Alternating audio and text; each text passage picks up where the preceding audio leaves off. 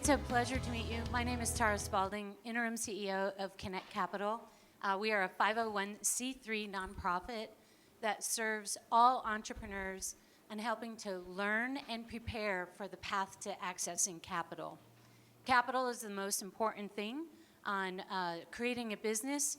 Absolutely bootstrap as far as you can go, but always have a plan as to what capital can do for growing your business. If you're ever interested in meeting other entrepreneurs or getting mentors or meeting various capital providers, please join our nonprofit community. We do a lot of stuff online as well as in person.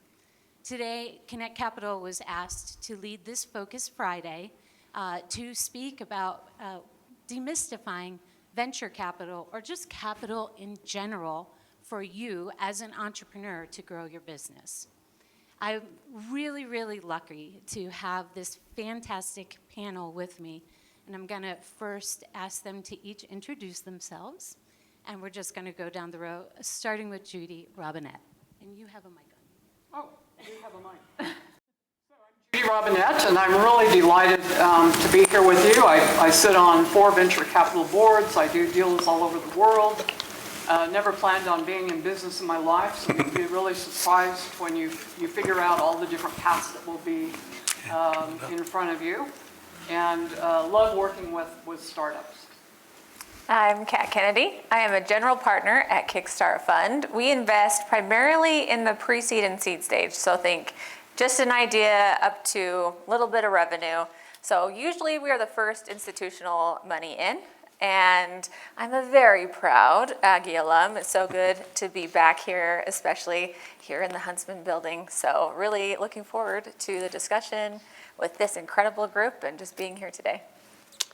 Hi, I'm Rochelle Morris. I'm a managing director with Rev Road Capital. We are an early stage venture fund. And so if you look at the progression of panelists, you know, Judy's known as an angel investor. That's often the very first check into a startup.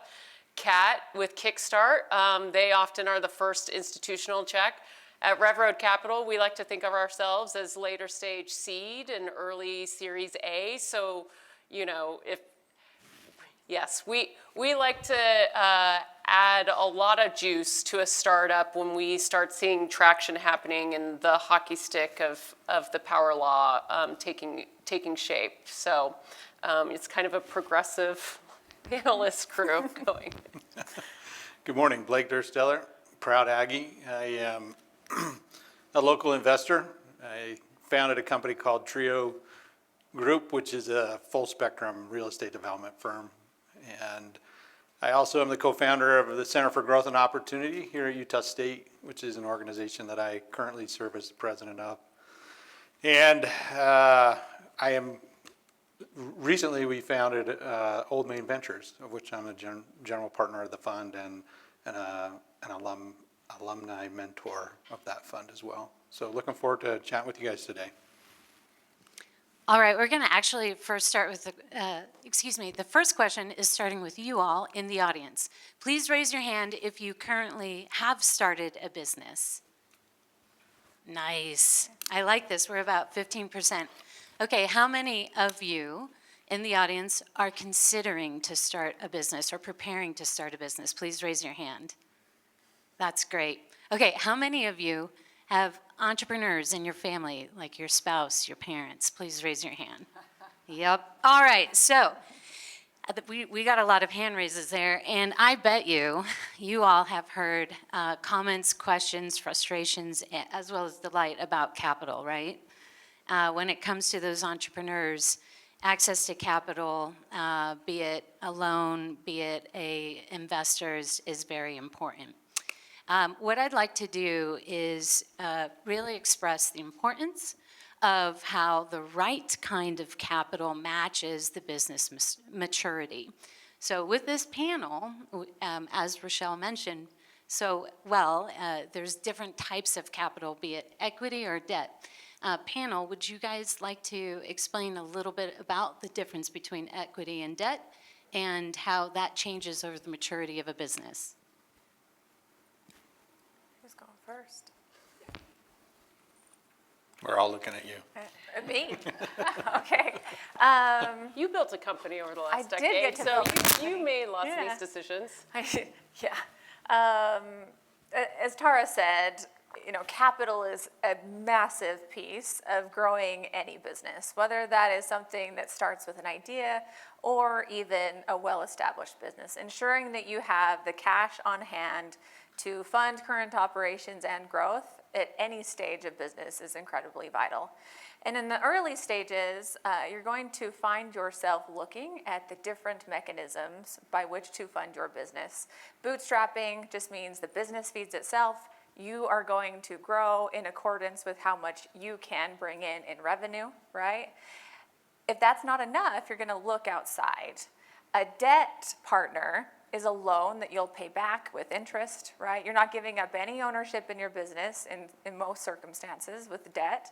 You're taking a loan and you are paying it back with some gravy on top for those that were willing to take that risk. The trouble with debt most of the time is that banks are in the business of managing risk. So if you are early in business, that's not as likely that they're willing to take that risk.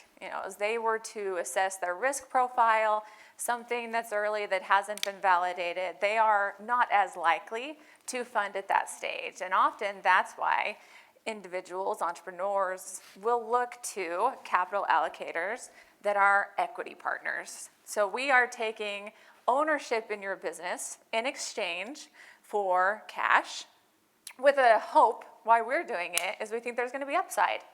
So as venture capitalists, we are hoping to make money for ourselves as GPs, but for our limited partners, those investors in our fund.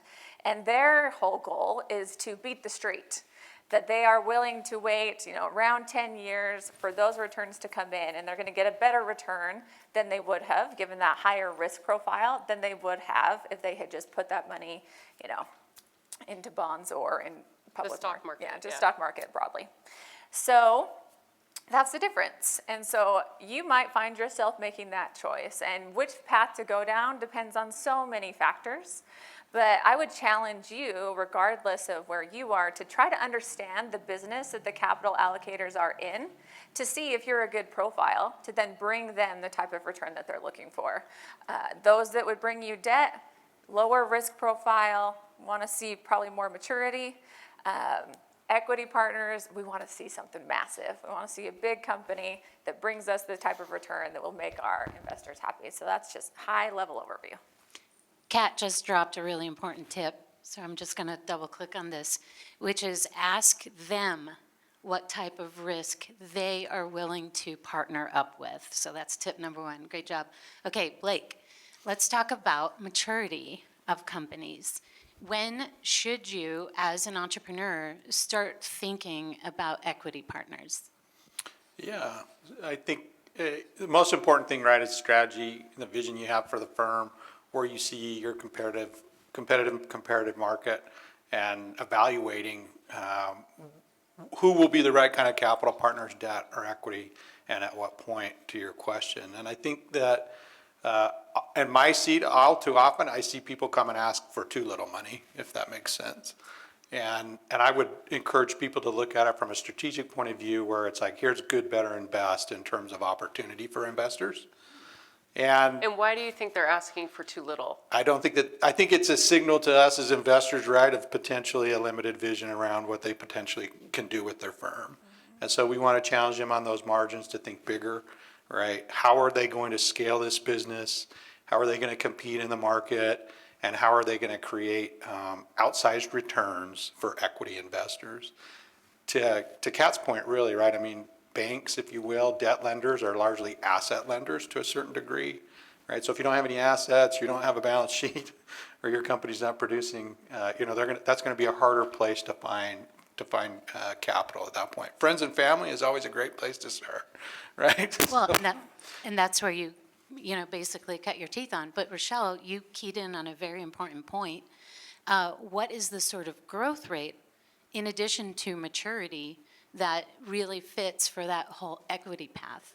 Well, the entrepreneurs who always impress me are the ones who aren't just telling a story of a vision of an idea that they have that could be a solution to a problem that exists in society, but who can also articulate the company that they are in the process of building to bring that product, to bring that solution to market.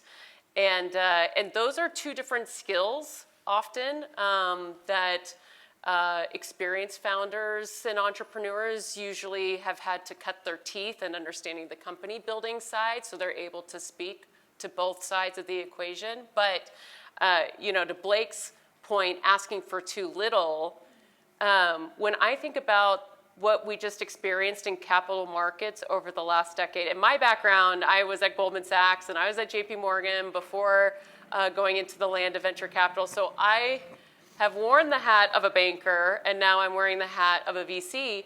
But you look at the last decade of what's happened in capital markets, and it was very, You could just say it. This is a safe room to just say what it was. Yeah, look, people were not making money in their savings accounts. So investors across the market were looking for ways to make money with the money that they had on their balance sheets. And one of those was via venture capital, because if your money is sitting in a savings account, you're actually losing wealth in the environment that we were in over the last decade. And so it was all about growth, growth, growth. And it was easy to raise money. There was lots of cash just in the market, right? And so funds were able to raise and deploy. And so entrepreneurs and founders, what they were, I don't want to say trained, but what the market was telling them is just cast the vision on what is possible. You don't need to explain the mechanics of company building in the process, because there'll be another investor a year from now who's going to invest as long as you're increasing sales. Now, we are in an environment where there's a whole lot what we call liquidity, where there's just not as much cash to deploy into startups right now as there was even just 2 years ago. And so what we really care about is, can a founder not only cast a vision of what they're building, but say, I am raising $3 million right now because I need to hire these people, I need to do this, I need to do this, and I'm going to go from $1 million in revenue, to $4 million in revenue in that process. And be able to actually say, so that means I need to hire these people, I need to do this, we're going to do that. Not instead saying, well, we need to raise $3 million because that's what this other founder just did. Told me that they could do. No, it's really important. Can I call out just one key point that I really want to make sure is emphasized? Your understanding of what's happening in the public markets is going to be so critical about really knowing what your ability to fundraise is. If you can understand the public markets, what happens to us who are working in the private markets, we're a trickle down, because the goal of those who are deploying equity is to build something big enough, maybe someday it could go public. So really, it's a waterfall down, and you're going to be able to anticipate a bit if you really understand what's happening in the public markets, and that's something that I don't know if we have emphasized enough. So it doesn't have to be a mystery. You really can understand the science of what we do, and the public markets are going to give you a really good indicator as to how we're going to be thinking about allocating capital. Okay, because the public markets, are trading off of multiples of earnings, right? And so if you're a startup and you're generating $200,000 in annual recurring revenue, and you're asking for a valuation that is so much more absurd than what's going on in the public markets, like if your sector in the public markets is trading at 10x earnings right now, and you're asking for a valuation that's 20x, like, you've just lost credibility with the person across the table from you. So that's what we're trying to articulate here. Yep. I think you did a great job, actually. I think it's more than try. Yoda would say you did. All right, but let's also take a different perspective as well. Judy, how much capital is out there in the global investment market? So Credit Suisse does mic isn't on? So Credit Suisse does an annual report called Global Wealth. And 2 years ago, they said that there was 369 trillion of global wealth out there in personal accounts. So there's no lack of money. And honestly, I mean, I'll disagree a little. I've never met a founder who understood really the public markets. I am even challenged with trying to figure out where they are. What I can tell you is there is no lack of money out there. It depends on the strength of your story, your ability to really have a solid pitch deck and convey confidence to the investor. So investors don't write a check that would buy a condo unless they know you, like you, and trust you. So it is really about relationships. Most of the VCs that I work with, they actually get their deal flow from people that they know, other companies that they have invested in. But I just want you to understand there's no lack of money out there. So I used to be an angel investor, and I was with Golden Seeds and a couple of other groups, but I actually work with sovereign wealth funds and family offices, corporate VCs. And just to give you an example of the money that's out there, somebody called me recently and had a high-end investor from the UAE, and the person I was helping was looking for $5 million. And they were really quiet on the phone, and he said to me, couldn't we write a check for $100 million? And so, you know, it is true, there's friends and family. Sometimes we call them the 4 levels of fools: friends and family, doctors and dentists. And these are usually people that know you, trust you, they're going to bet on you. And early on, you don't have scale. And so it really depends on you and the team that you've got. Certainly does help if you have LOIs. So there's only 2 reasons that a startup, a letter of intent. But so there's only 2 reasons startups fail. Number 1 is lack of a customer. And so I often tell founders, as soon as you can figure out how to do a pilot. Number 2 is lack of funding. So really critical to find out, as they say in my world, will the dog eat the dog food? You know, is this brilliant product you've created, will somebody actually take money out of their wallet and buy it? No, this is great. And I think the other aspect about networking is very, very important. It's underlining one common element, which is trust and believability of execution. Blake, if you wouldn't mind commenting a little bit about networking when it comes to finding funding sources. You bet. So oftentimes I wonder why I get asked to participate in forums, and it's usually because I've lost more money than anybody else, and so it's easy for me to So talk glad about you're it. here. Yeah, right. Yeah. I've just shut all these doors of funding sources. So. And it's the same in networking, right? I get asked because I didn't actually do a really good job of it when I was younger. And I think it's a critical aspect, not just in the business world, but in our personal lives, right? The ability to make connections, the willingness to exit our comfort zones and to risk, just like we would in our business, in our personal lives, the opportunity to develop interpersonal relationships, I think is the most critical part of success in terms of a business and certainly in terms of attracting funding. When I was a student, you know, like 5 years ago, at another school down south. We won't name it. Yeah, can't say it here. Yeah, not a good football team this year. But I did not appreciate that my peers, who so I studied information systems, I did not appreciate that my peers in my cohort of those classes, and then also more broadly in the business school, would be the most valuable part of my education.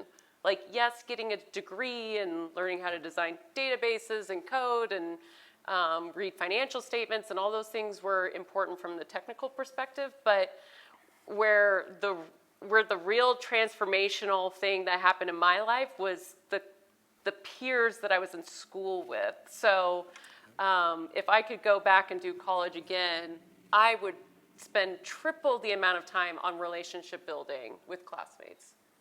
I love that point. Do you have anything else to add? My dad would always say, it's not what you know, it's who you know. And it's really true. I mean, of course, you should know stuff as well, but who you are connected to, the relationships that you develop, they're a key part of life, of humanity, but especially of business. There's a boutique M&A advisory firm called Catalyst. They advise on really, really large M&A transactions. You know, they don't like to look at it if they don't think it's going to be over $1 billion.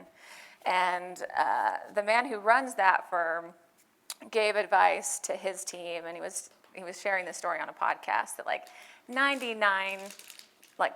think he said 95% of any job is showing up every day and doing the work. 4.5% is being likable and building relationships, and then 0.5% is being smart. And if you can show up, you can have great relationships and build trust with those around you. Like, I'm never the smartest person in the room, as evidenced by this panel, but I'll show up and I'll work my ass off every day. And I, really try to do well by the people that I am so lucky to interact with. And so I say all of that just to share that if you have an ounce of insecurity inside you that tells you you can't go and build something great, yes, you can. Because you can show up, you can do the work. I know this because you climbed Old Main today to be here, right? And so have nothing but belief in yourself that if you show up and you do the work and you do right by the people around you, a lot of doors are going to be open for you that wouldn't be otherwise if you were just so focused on being the brightest in the room. So I actually wrote a book on this called How to Be a Power Connector. So I teach people that when you meet somebody, you tell them your story, and then you ask what I call the 2 golden questions. Number 1, what other ideas do you have for me? And number 2, who else do you know I should talk to? I was a nobody from Franklin, Idaho, never had any intentions of getting in business. And part of what I learned is, just like they are saying, how critical those relationships are. So while there's all that money in the world, there's 8 billion people, information doubling every month, you have to get to the right people with the right story in the right room. But people will help you if you ask. And so it's always one of the fears, and research actually shows that if you ask for help, people see you as more confident and competent than if you didn't. And so this has, landed me on, working with Mark Cuban and other people. And I would have never thought that would have ever been possible. And it's about being open to the feedback. So you can do very little by yourself. You really need to surround yourself with smarter people. And obviously, all of the people on here have done that. So no lack of resources. Ask for help. And, keep going. Persistence always wins. I love that. And, the one thing that everyone is emphasizing is to be genuine, because that's exactly how you begin these efforts of building trusted connections. But I would like to add to it is being empathetic.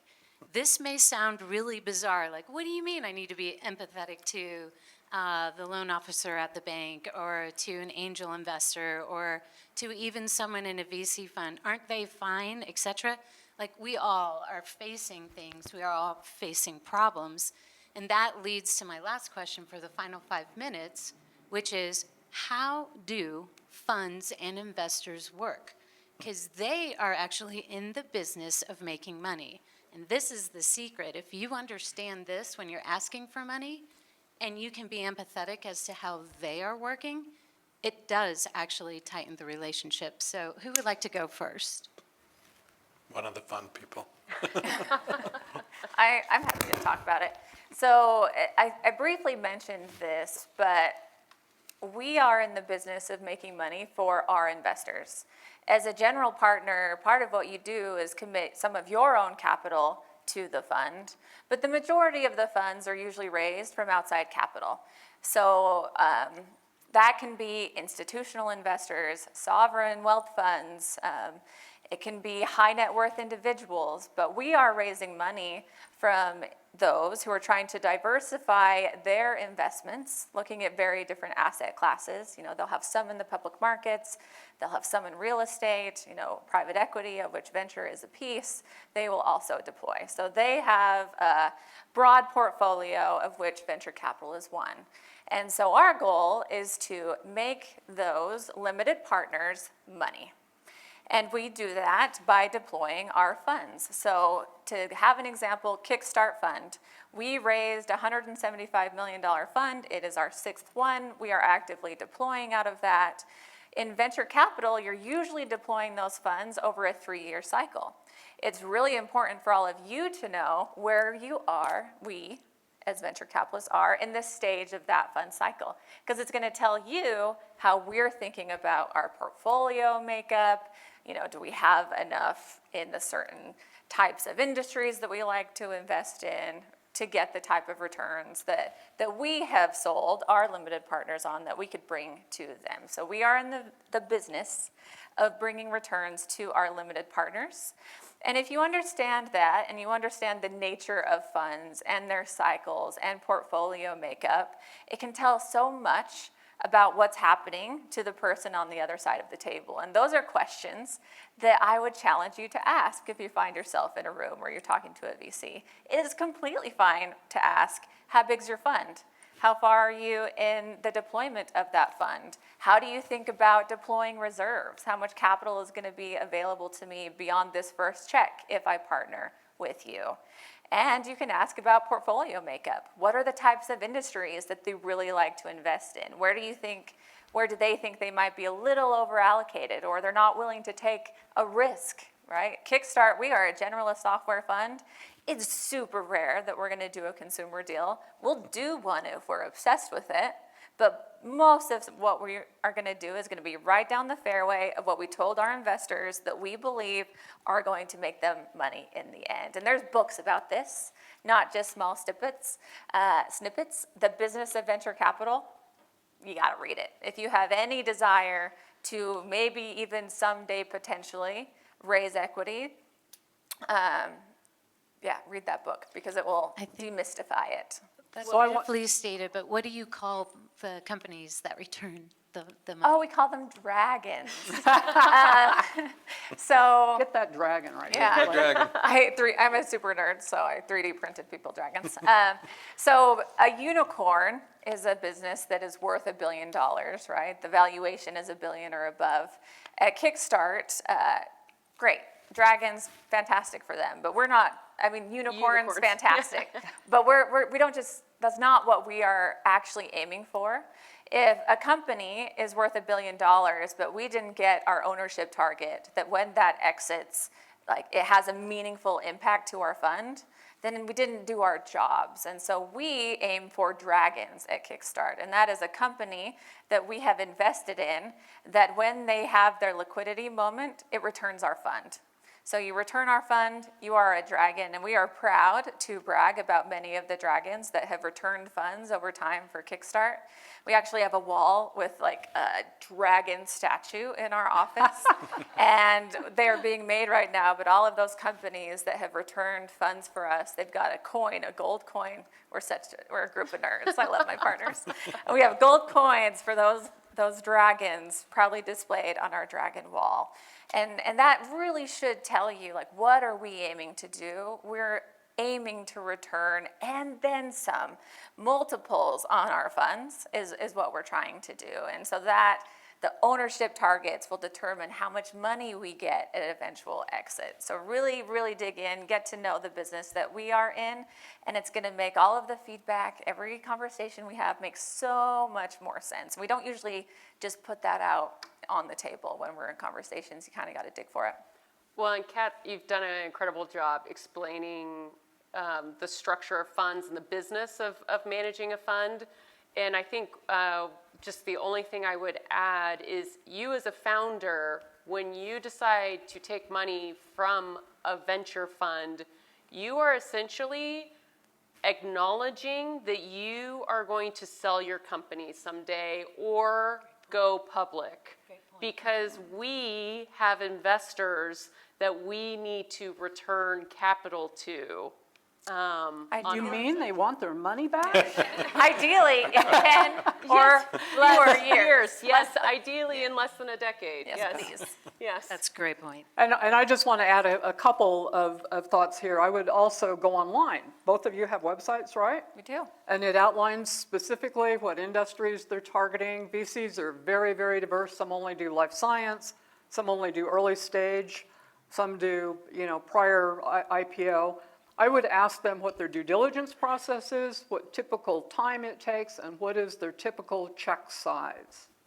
And also get a couple of references. You need to do due diligence on any investor you're going to work with. You don't want to work with anybody who's litigious or, going to steal your company. And nobody up here has ever done that, by the way.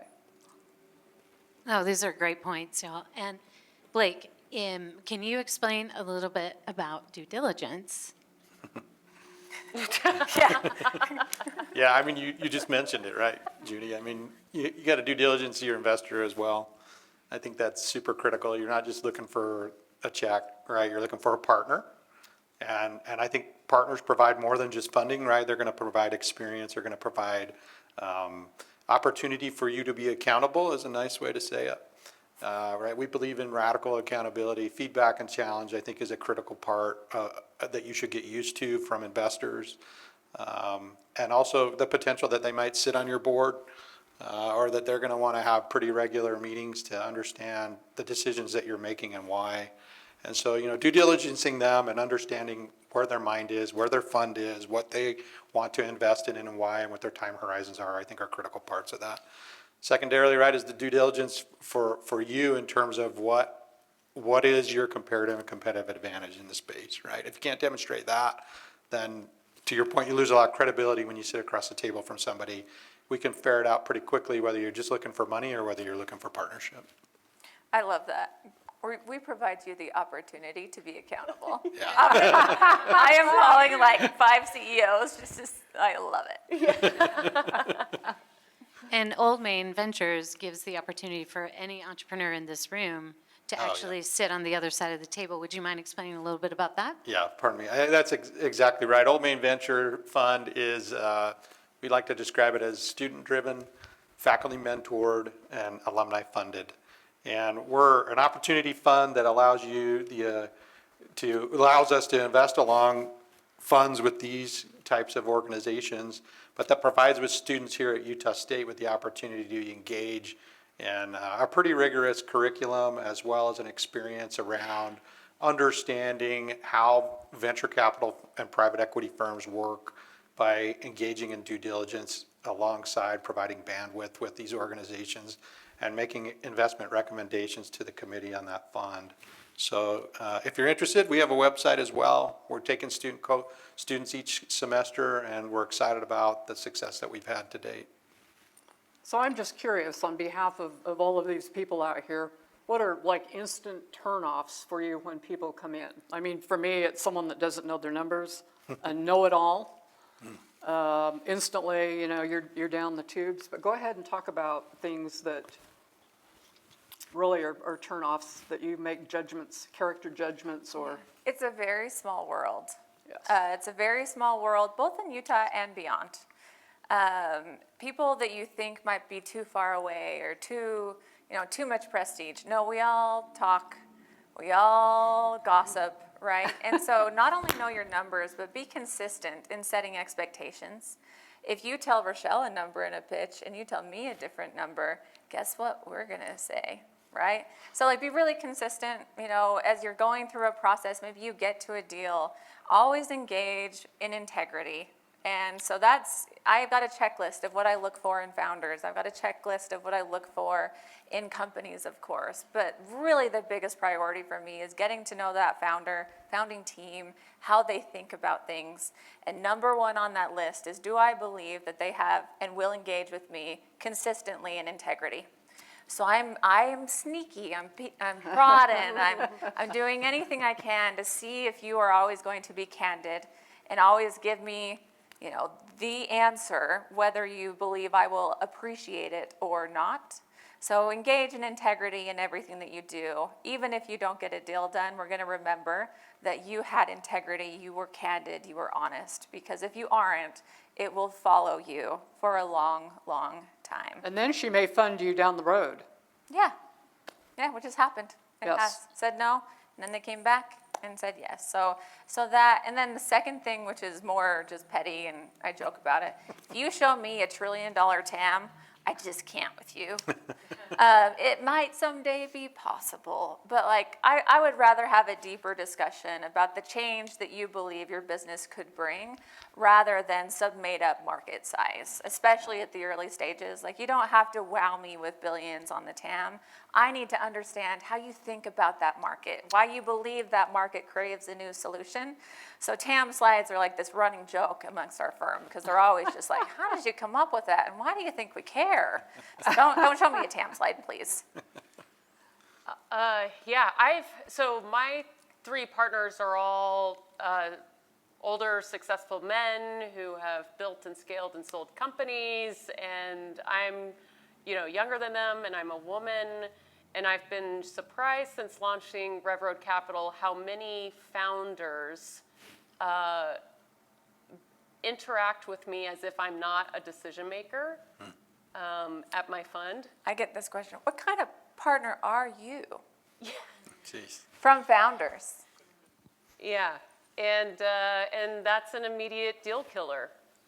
We're not going to invest in a founder who does not treat every single partner and employee at our fund with respect. I mean, just respect. That's all that is. And also be very honest.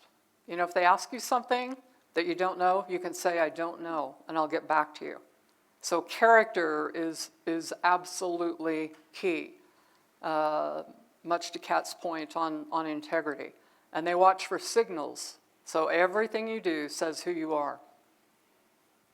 Blake? Yeah, I would say the same thing, right? It's these qualitative factors that we evaluate. I think you're betting as much on the person or more than you are the idea, given that every business plan in its inception, even if you're showing sales right now, is inevitably going to change at some point. And the most important thing is to be able to identify that as early as possible and to make the pivot. And that's going to require leadership, and it's going to require people that can accept reality in terms of what the business landscape is. And I think that we evaluate that through qualitative factors, right? Integrity, honesty, the willingness to provide feedback, the willingness to accept challenge. Respect is certainly, I think, a huge part of that, right?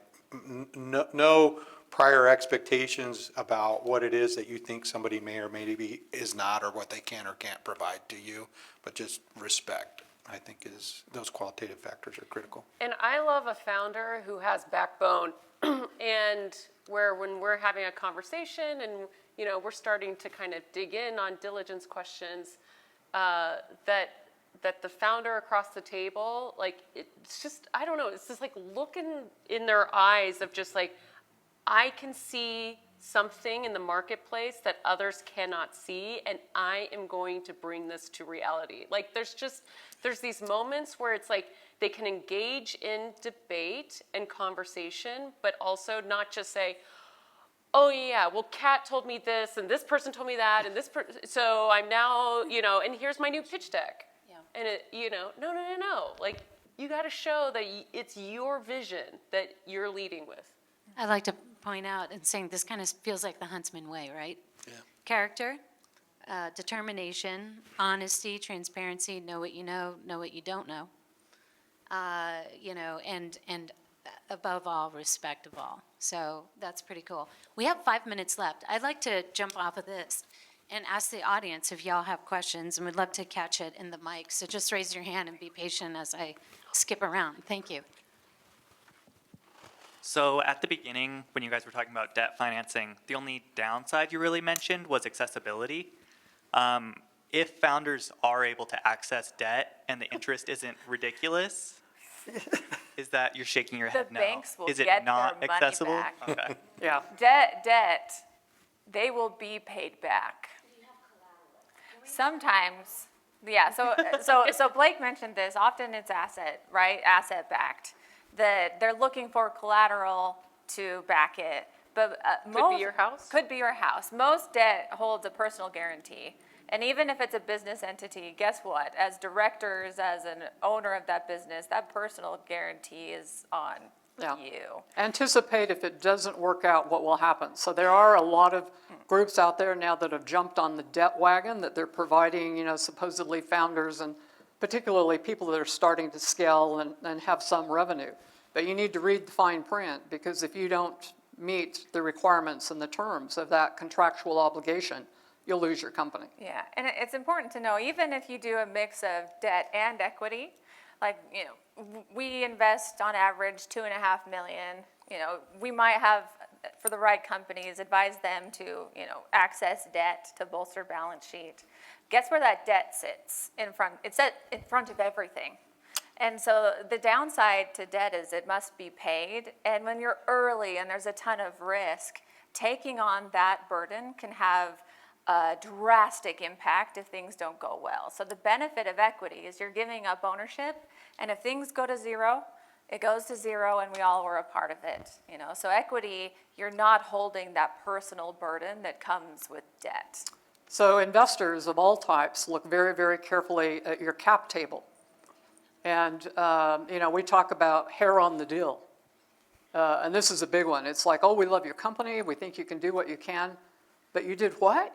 You took loans from your family and you don't even have them, written down, or now you've done a debt deal. So it can wreck any funding going forward. So it's always wise to get in other mentors, other people who have gone through this. Do your pitch deck to them so that you know what's going to happen and understand all this stuff. Other questions? Oh man, I have so many questions. I'm gonna figure out how to narrow it down to one. So, I guess what I've been trying to figure out for a while is, how do you get equity financing if you're not necessarily, a traditional entrepreneurial venture where you're like, okay, I've got this idea and I want to go big with it.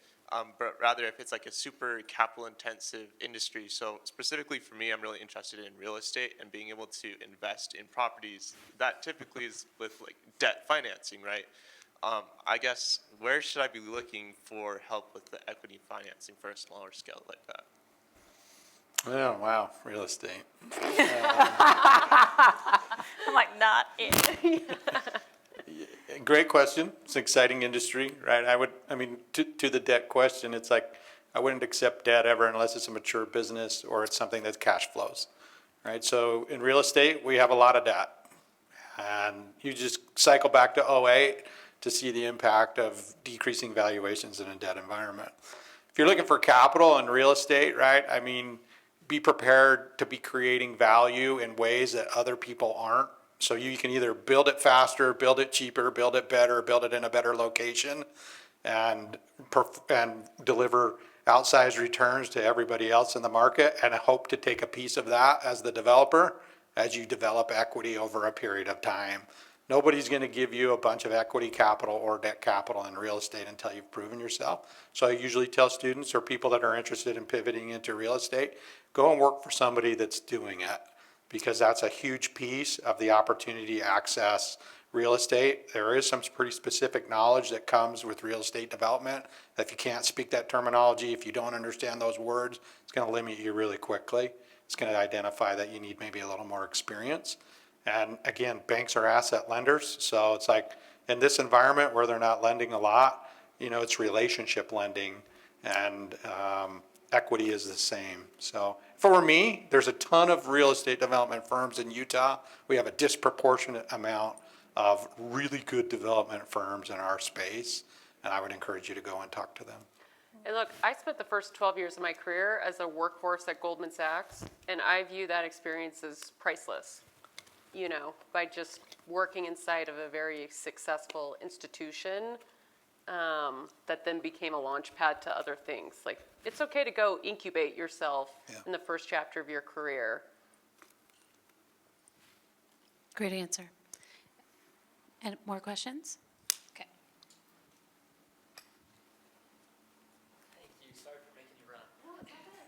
I was super fascinated kind of with everything that you've been sharing, but specifically about how you mentioned a lot of times founders will have the problem of finding the correct market or finding the correct consumer to buy their product, to buy their platform, whatever it may be. I'm interested to hear how you would counsel those founders about going to find those consumers or find the market that fits their niche. It depends on the industry. I would say go where the customers are. I heard a story. It's a founding team out of the school down south that we shall not mention. And Which one? Is it mine? Yes, it's Michelle's alma mater. We won't say that name here. But these two students had an idea, and they knew who a potential buyer would be. And what they did on Saturdays when they weren't in class was they just hit the ground. They were knocking doors on small businesses and doing a pitch. Hey, would this be interesting? And they were pre-selling on the promise of this idea. And so they got really quick validation. And I would say do things that don't scale in the early days in terms of customer validation. I hope you have a good idea of who the buyer could be in order to target it. Go find those people and talk to them. You would be surprised who will pick up the phone. I mentioned, prior to joining Kickstart, I ran a software company called Degreed. In the early days, Mark Cuban, he's one of our angels, and he told me at breakfast one day, just call AT&T and see if they would buy it. And I was like, you can't just call AT&T. And he said, yes, you can. Here's her number. Call her. And you don't just have to know Mark to get the number. These numbers are available, right? And I was like, Mark, you're crazy. No, he's a billionaire for a reason. We called, we got the meeting, we got the deal done, and it changed the trajectory of our business purely because we knew we could bring value. We showcased that value to that customer, and that's just business. That's the beauty of it. And I would say if you have and they're trying to find it, hit the ground, go talk to them, and don't shy away from it. If you find yourself in your mind thinking, I believe this person would like that, and you haven't talked to them, get out of here. Go talk to them. Okay, we have time for one more question.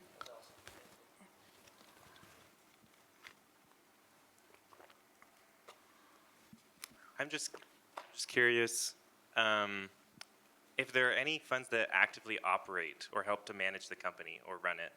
I have appetite to work for that. I haven't found it in Utah. Anyway. Oh, okay. Well, maybe we need to talk. So, RevRoad Capital, we are a sister company to RevRoad Services, which is a 2-year accelerator program that's based in Provo. So, RevRoad will often work with founders as they're launching their companies or very, very early stage, providing everything from marketing, sales, legal, and it's teams that are helping, and there's a strategy team that kind of shepherds the whole process through the 2-year journey.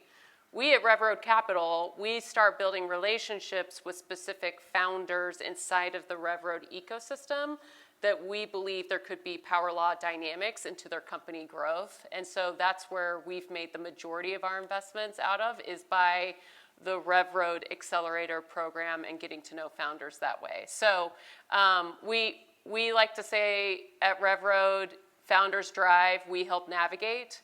And so founders are supposed to stay in the driver's seat. It's your company, you're running it, it's your vision. But we have subject matter expertise. We'll hop in the passenger seat and help you.